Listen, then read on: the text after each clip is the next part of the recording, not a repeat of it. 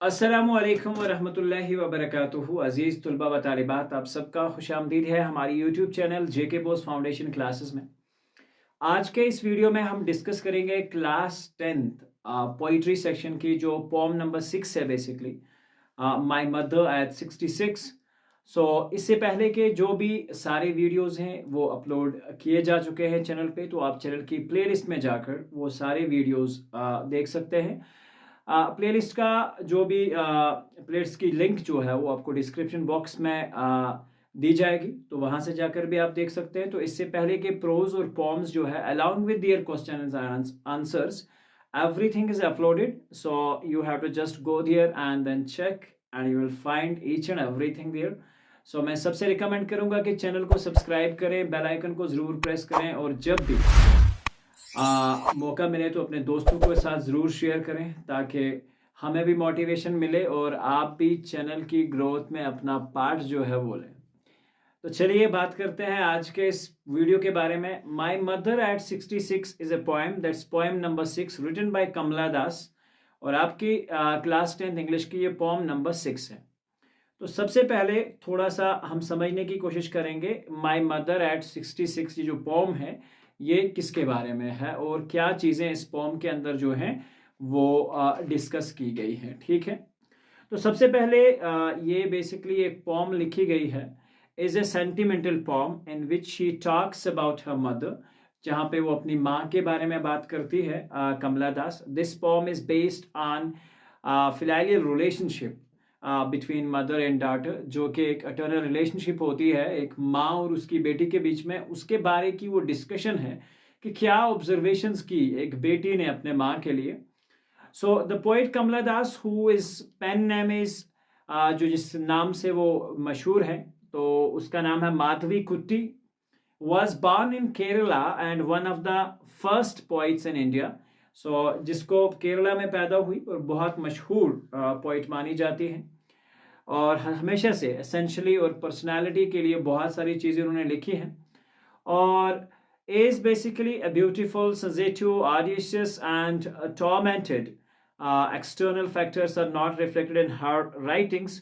और हाँ, दूसरी चीज़ जो है कि एक्सटर्नल फैक्टर्स के बारे में उसने अपनी लाइफ में अपनी पॉइंट्स में ज़्यादा जिक्र नहीं किया है। कमला दास के बारे में बताया जाता है कि वो बहुत ही एक सादा और सरल मिजाज की औरत थी। और सबसे पहले जिसे हम कहेंगे कि उनके बारे में ये भी मशहूर है कि उन्होंने इस्लाम कबूल किया था और लेकिन वो बाद में फिर से हिंदू मज़हब में वापस से रिवर्ट हो गई थी, यानी कि फिर से वापस हिंदू मज़हब में चले गई थी। तो चलिए बात करते हैं उनके बारे में and let's talk about the author first. The poet Kamala Das also wrote by her pen name of Madhvi Kutty. She was born in Kerala and one of the India's first poets. His subject matter is basically related to her personality. जो अपनी personality के बारे में बहुत ज़्यादा लिखा है उन्होंने, beautiful, sensitive, bold and tormented. जो भी बात कही दिल से कही, ऐसा नहीं है किसी को कॉपी किया है, ये सारी चीज़ें कभी भी नहीं की और एक्सटर्नल फैक्टर्स में अपने आप को कभी भी रिफ्लेक्ट नहीं किया।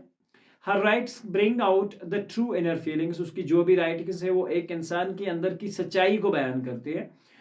हर favourite poem is composition, is it right? In the poem my mother at 66 she talks about her mother, और इस पोएम के बारे में जो हमारे निसाब में शामिल है, जो हमारे सिलेबस में शामिल है, उसमें अपनी माँ के बारे में बात करती है। This poem is based on the mother daughter relation and the poet shares her feeling of her mother. और यहाँ पे पोइट जो है अपनी जिसे हम कहेंगे माँ के बारे में शेयर करती है वो बातें जो उसने बेसिकली ऑब्जर्व करी हैं। तो सबसे पहले अगर हम बात करते हैं पहली 5 लाइंस के बारे में, तो let's get started with that. So सबसे पहला है, driving from my parents home to Cochin last Friday morning I saw my mother beside me, doors open mouthed, her face Asian like that of a corpse, and realized with pain that she was as old as she looked. शायर कहती है कि उसे जब वो last time कहाँ से, जिसे हम कहते हैं, वो याद करते हुए आती है कि शायर को वो दिन बेसिकली याद आता है जब वो अपने माँ के घर से कार में सवार होकर कोचीन जा रही थी। और क्या होता है, बीच के सफ़र के दौरान यहाँ पे एक वर्ड यूज हुआ, आई सा माई मदर बिसाइड मी। वो अपने पास में बैठी अपनी माँ को गौर से देखती है। डोज होता है, जैसे हम कहते हैं ना नींद आ जाना, तो माँ को थोड़ी सी नींद आई हुई थी, ठीक है। जिस तरह से, और ये शुक्रवार की सुबह थी, फ्राइडे मॉर्निंग थी जिसे हम कहेंगे, और उसकी माँ को भी इसके बगल में बैठी हुई थी और इसका साथ निभा रही थी। और जब इसने माँ को देखा, वो शायर को अलविदा कहने के लिए हवाई अड्डे पर जा रही थी, लेकिन जब शायरा ने अपने माँ को देखे उसकी तरफ अपना सर घुमाया तो उसने देखा कि उसकी माँ ऊँग रही है, जिसे हम कहते हैं ना थोड़ी सी नींद आ रही है, और उसका मुंह जो है वो खुला हुआ है, ओपन माउथड। डोज होता है नींद से आ जाना, ओपन माउथड का मतलब होता है उसका मुंह। और अक्सर ऐसा होता है ना, जब मुंह में कोई सो जाता है तो अक्सर बहुत सारे लोगों का मुंह जो है वो खुला रह जाता है, और जब इंसान ओल्ड एज में हो तो ये चीजें बहुत ज्यादा पाई जाती हैं। हर फेस एशियन लाइक दैट, और उसका चेहरा जो है एक मुर्दे के चेहरे जैसा बहुत ही पीला कलर का लग रहा था। आई बात समझ, जिसे हम कहेंगे एशियन का यहाँ मतलब है पीले कलर का, पेल हो चुका था, पीला हो चुका था।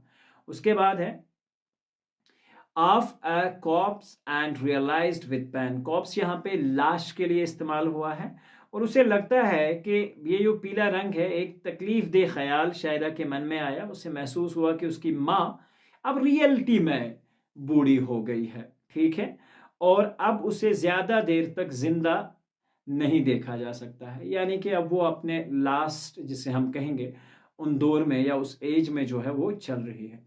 अब देखते हैं इस लाइन की simple meanings. The poet recalls the day when she was driving from her parents home to Cochin where she was to catch a flight. It was Friday morning and her mother was also sitting her beside. She was going to the airport to see off the poet, but when the poet turned to look her mother, she found her dozing, यानी कि ऊँग रही थी वो। Her mouth was open, जिसका मुंह खुला हुआ था, and her face looked very pale like that of a corpse.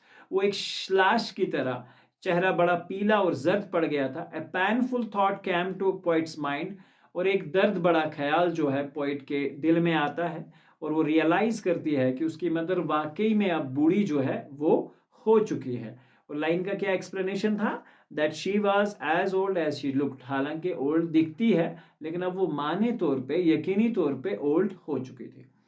चलिए बात करते हैं अब नेक्स्ट लाइंस के बारे में। But soon put that thought away and looked out at young tree sprinting, the merry children spiling out of their homes, but after the airport's security check, standing a few yards away, I looked again at her. यहाँ पे शायर क्या कहता है अपनी माँ से, फिर से एक बात कहता है। शायरा ने अपनी माँ के पीले हुए और वो बूढ़े चेहरे का ख्याल जो है अपने दिल से निकाल दिया जाता है। बहुत जल्दी कोशिश की कि इन ख्यालात को अपने दिल से भगाया जाए, और साथ में वो बाहर की तरफ उगे हुए छोटे छोटे दरख्तों को या छोटे छोटे ट्रीज को देखने लगती है, जो कि तेज रफ्तार से दौड़ते हुए लग रहे हैं। जी कि जैसे हम गाड़ी में चल रहे होते हैं ना, तो पेड़ कहाँ चलते हैं, पीछे चलते हैं, तो उनको अपना कंसंट्रेशन डाइवर्ट करके उन चीजों के ऊपर लगाना चाहती है।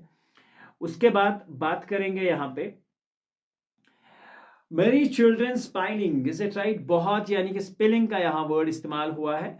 खुशी के साथ, जिसको ख्याल आता है जैसे वो उन बच्चों को देखने लगी जो खुशी से अपने घरों से बाहर भागते हुए आ रहे थे, ठीक है, out of their homes, but after the airport security check, जब ये एयरपोर्ट पे पहुंच जाती है, सिक्योरिटी चेक हो जाता है, अब माँ उसे बाय कहने जाती है। Standing a few yards away, जब वो अपनी माँ से थोड़ा सा दूर हो जाती है, तो आप ये ध्यान रखो कि ये कितना इमोशनल फीलिंग है। आखिर वो हवाई अड्डे पर पहुंच गई और शायरा ने अपनी सिक्योरिटी जांच वगैरह जो थी वो करवा ली, और उसके बाद अब उसे कुछ गज की दूर खड़ी हुई अपनी माँ की तरफ एक बार फिर से देखा। और ये बात ध्यान देने के काबिल है कि शायरा ने बेसिकली कार में आते हुए अपनी माँ से एक लफ्ज भी नहीं बोला था, कोई बात भी नहीं करी थी, चुपचाप सिर्फ माँ को सोने दिया था, और अब वो एक दूरी पर खड़ी उसकी तरफ देख रही है। शायद ये इस बात का अफसोसनाक अक्स है कि आजकल के जवान लोग अपने बड़े बूढ़ों के तय कितने बेपरवाह हैं, उनका बिल्कुल भी ख्याल नहीं रखते। और इस उम्र में या इस छोटी उम्र में अक्सर बुजुर्ग लोगों के हालात जो हैं वो इस तरह से हो जाते हैं कि वो आपकी किसी बात को ध्यान ही नहीं देते। आप कहते हैं बस इनका टाइम हो गया, अब डोंट केयर। लेकिन हाँ, हमेशा से अपने घर के जो भी बुजुर्ग होते हैं उनका बहुत अच्छे से ख्याल रखना चाहिए। हालांकि आते समय तो उसने माँ से कोई बात नहीं की, यहाँ इस चीज का अक्स किया है शायर ने कि बेसिकली उसे बात करनी चाहिए थी। ठीक है, क्या लगता है कि क्या ये आखिरी बार की मुलाकात ना हो? इस तरह की कंडीशन जो है शायर के जहन में आती है। The poet soon drew away from her mind the thought of her mother's pale and aged face. अपने दिमाग से वो सारी चीजें निकाल देती हैं। इसकी एक्सप्लेनेशन है, she started looking out of the young tree that seemed to be running fast back. जब हम बात करते हैं, जब गाड़ी आगे चल रही होती है तो पेड़ पीछे जाते हैं। She looked at the children running out of their houses in joy. वो उन बच्चों को देखने पे उनके ऊपर कंसंट्रेट करना चाहती है जो बहुत खुशी से अपने घरों से बाहर आ रहे हैं। At last they reach the airport and the poet went through the security check. और बेसिकली पोएट जब वहां पहुंच जाती है, सिक्योरिटी चेक हो जाता है। Now standing a few yards away she looked at her mother again. It is to be noted that basically the poet had not spoken even a word to her mother. और ये यहाँ पे हमें वो जिसे हम कहें लापरवाही, या जिसे हम कहें वो दूरी का पन जो है आजकल के ज़माने में पैदा हो गया, उसको शायर ने एक्स किया है। शायद उसे बेसिकली इन चीज़ों पे ध्यान रखना चाहिए था। तो चलिए बात करते हैं अब आगे की। उसके बाद जो है wan pale as a late winter's moon and felt that old familiar ache, my childhood's fear, but all I said was, see you soon, Amma. All I did was smile, smile and smile. Last के बाद क्या होता है, बहुत ही एक ज़बरदस्त जो है यहाँ पे बात है और इमोशनल फीलिंग भी है कि जब शायर फाइनली अपनी सिक्योरिटी जांच करके बाद शायरा ने अपनी तरफ देखा, अपने आप को विजुअलाइज किया, ठीक है, जो कुछ गज की दूरी की तरफ खड़ी माँ को देखा एक बार और उसे विजुअलाइज किया, उसको देखा, एनालाइज किया और मन में एक ख्याल आया कि शायद मैं बात कर सकती थी, शायद उससे अपनी बात को आगे बढ़ा सकती थी। उसका चेहरा सर्द मौसम की आखिरी दिनों वाली चांद की तरह हल्का पीला और सफेद जो है वो उसे दिखाई दे रहा था। यहाँ पे लेट विंटर्स मून का यूज हुआ है। Is it right now? Late winter's moon, wan का मतलब पीली होता है, ठीक है, और टू पेल का मतलब भी जर्द होता है, पीले रंग का। एक मतलब वो दर्द, वो तकलीफ जो है, वर्ड मीनिंग्स इसमें यूज हुए हैं, ठीक है। और उसके बाद शायर क्या कहता है आगे, अगर थोड़ा सा हम ध्यान रखें शायर का जो अक्स है बेसिकली वो क्या निकलता है इस पोएम से। उसका चेहरा सर्द मौसम के आखिरी दिनों वाली वो चांद की तरह हल्का पीला और सफेद दिखाई दे रहा होता है शायर को, ठीक है। शायरा ने अपने बदन में एक पुराना, जिसे हम कहते हैं जाना पहचाना दर्द महसूस किया, एक फीलिंग महसूस की माँ के लिए कि यही मुझे इससे बात करनी चाहिए थी, या हाँ अब इनका साथ बहुत देर तक रहने वाला नहीं है। ये दर्द उसी दर्द का था जो उसे अपने बचपन में महसूस किया करती थी, जब उस पर कोई डर या छाया होता था, ठीक है। और ये कौन सा दर्द था बेसिकली, अगर इस दर्द को, इस एक की अगर हम बात करें तो ये कौन सा एक था बेसिकली, ये दर्द उसी तरह का था जो अपने बचपन में महसूस किया करती थी, जब उस पर कोई डर छाया होता था, जब वो डर जाया करती थी शायद, ठीक है। फिर भी उसने अपने माँ से कोई लफ्ज ना कहा। Was soon, see soon and said, उसने सिर्फ इतना ही कहा जिसे कहते हैं हम, तुमसे फिर से जल्दी मिलूंगी, I will see you soon अम्मा। और अम्मा कह के वो आगे बढ़ गई। सिर्फ जो काम उसने किया था वो मुस्कुरा रही थी और मुस्कुराते हुए बढ़ रही थी। ये सतरें इस ख्याल को बेसिकली जाहिर करती हैं, या ये लाइंस इस ख्याल को जाहिर करती हैं कि जवान लोग अपने बड़े बूढ़ों के लिए हमदर्दी तो महसूस करते हैं लेकिन उसे मुनासिब ढंग से जाहिर नहीं करते।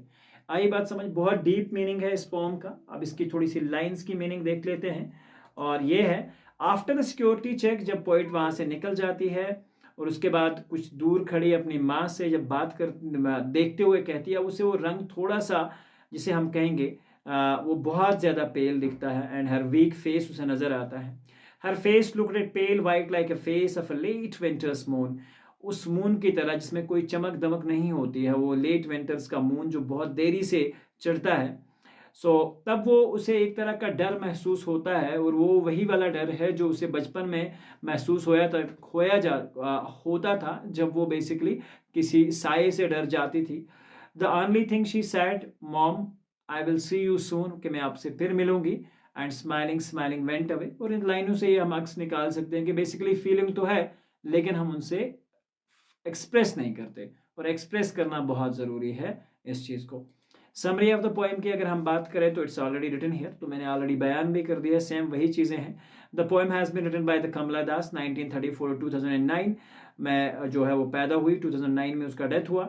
She is driving to the Cochin airport for the parents house from parents house. Her mother is accompanying her to the airport, उसकी माँ उसे एयरपोर्ट तक कंपनी दे रही है।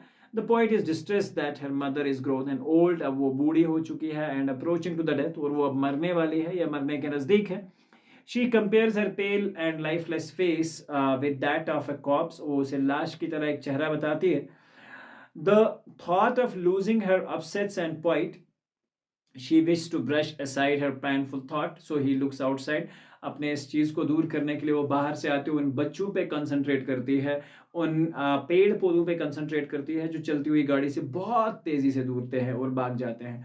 उसके बाद सिक्योरिटी चेक पे आते हैं, वहाँ पे सिक्योरिटी चेक हो जाता है, वो फिर भी अपनी माँ से बात नहीं करती, और आखिरकार माँ को दूर से पीले चेहरे को फिर से एक बार देखती है, और उसे दर्द महसूस होता है कि शायद अब मतलब माँ का साथ जो है बहुत कम है। और जाते जाते वो माँ से कहती है कि मैं तुम्हें फिर देखूंगी, I will see you soon अम्मा।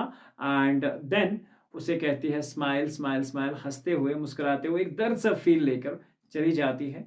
और ये सारी जो है बेसिकली पॉम की समरी है। तो यहाँ पे आज हमारा चैप्टर होता है ख़त्म। उम्मीद करते हैं कि आपको ये पसंद आया होगा। मिलते हैं एक नई वीडियो में जहाँ हम बात करेंगे इस पोइट के इस पॉम के poetic devices, question and answers और एग्जाम रिलेटेड क्वेश्चंस पे। मिलते हैं एक नए वीडियो में, जब तक के लिए अल्लाह हाफिज़ व निगहबान।